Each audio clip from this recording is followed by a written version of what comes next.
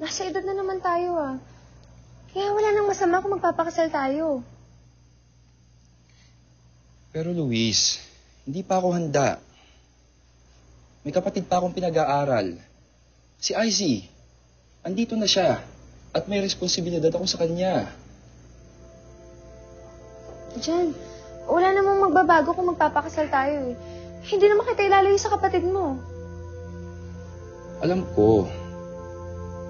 Pero, hindi ba biglaan to? Hindi pa ako handa. At least emotionally.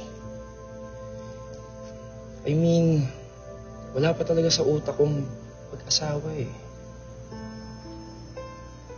Pero teka, ano ba pumasok sa isip mo at bigla mo ako niyayang magpakasal? Ayoko nang tumira dito. Bakit?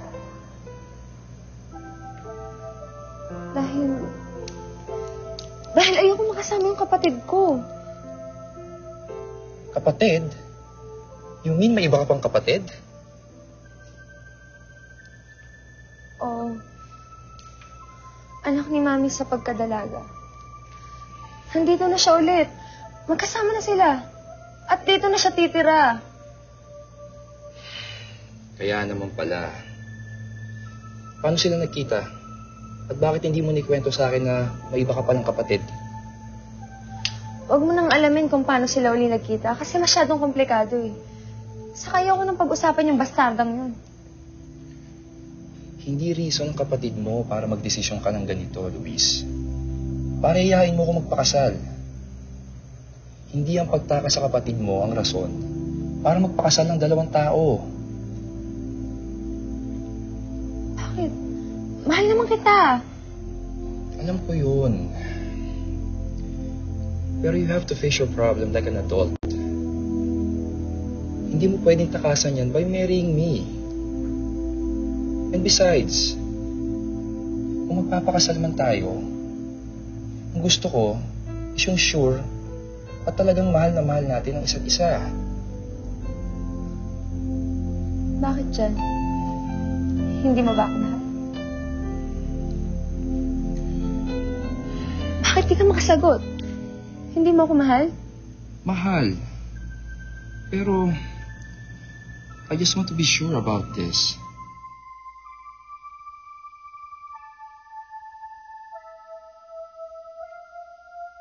Hindi naman.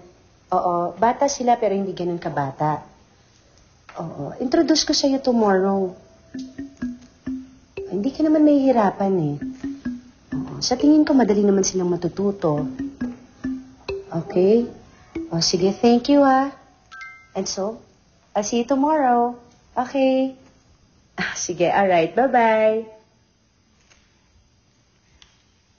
Bakit niyo kinakausap to? Nakakapagsalita ba to? Telepono ang tawag dyan, Rochelle.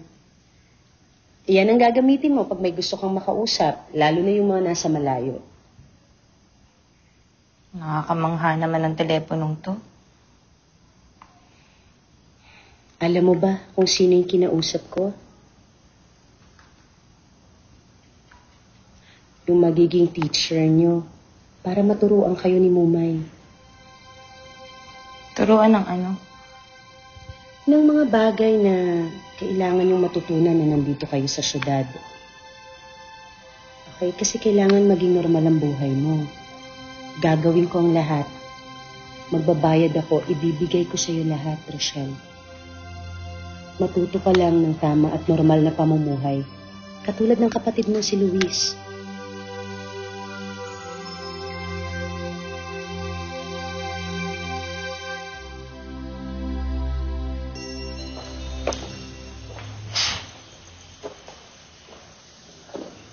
Piray? Piray? Jan! Anong ginagawa mo dito? Ba't dito ka natutulog? Gabi na. Nag-aalala ako sa'yo. Akala ko may nangyari sa'yo masama. Ano namang mangyayari sa akin masama? Sa uli-uli, huwag ka na matutulog dito, okay? pwede mo akong hintayin pag ginabi ako. Pero, huwag ka nang hihiga dito. Naintindihan mo? O, sige na. Mauna ka na sa loob. Sige. Pumasok ka na. Sa uli-uli, huwag ka nang uuwi ng masyadong gabi. Kasi nag-aalala ko. Sige. Pumasok ka na.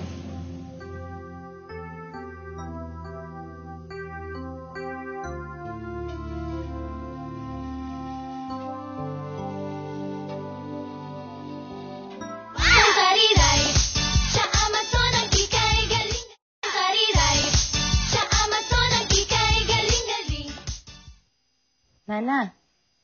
Nana? Nana? Nandyan ka ba? Nana? Bakit ayaw mo magsalita? Nana? Sino hong nana, Ma'am Rochelle? Sino yung nana na kinakausap niyo? Pinuno namin sa gubat.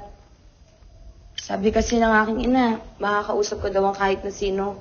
Kahit nasa malayo pa, gamit tong bagay na to. May telepono rin kayo sa gubat? Wala. Kaya hindi mo siya makakausap.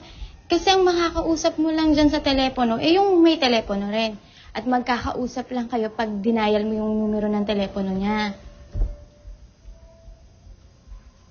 Ayoko nang gamitin yan. Hindi kita maintindihan.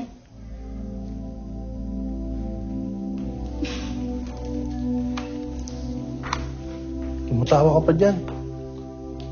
Nakakatawa naman, di ba? Sabagay, nakakatawa nga siya.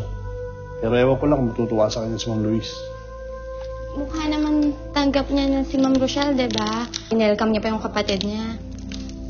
Iba yung sinasabi kaysa nararamdaman.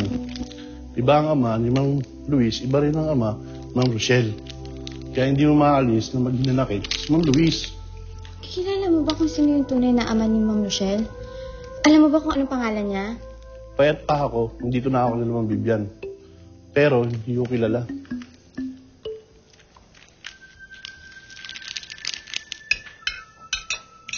Best, okay ka lang dyan, ha? Kamiya. Hello.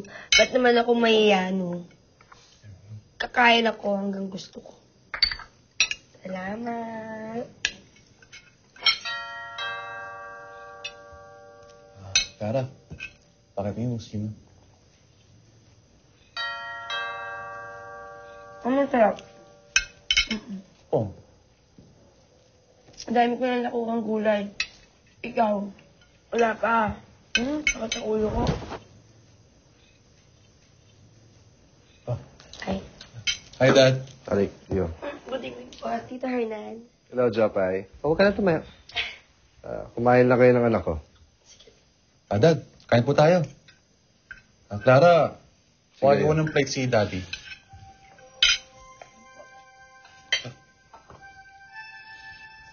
Yumin, tinanggihan ka ni Jan? Ayaw niyang pakasal sa'yo? Hindi pa siya handa, okay? At naniwala ka naman. Hello.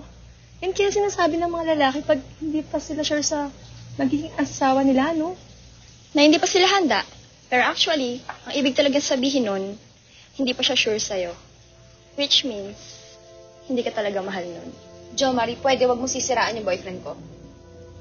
Pero alam mo, Luis, may point siya eh.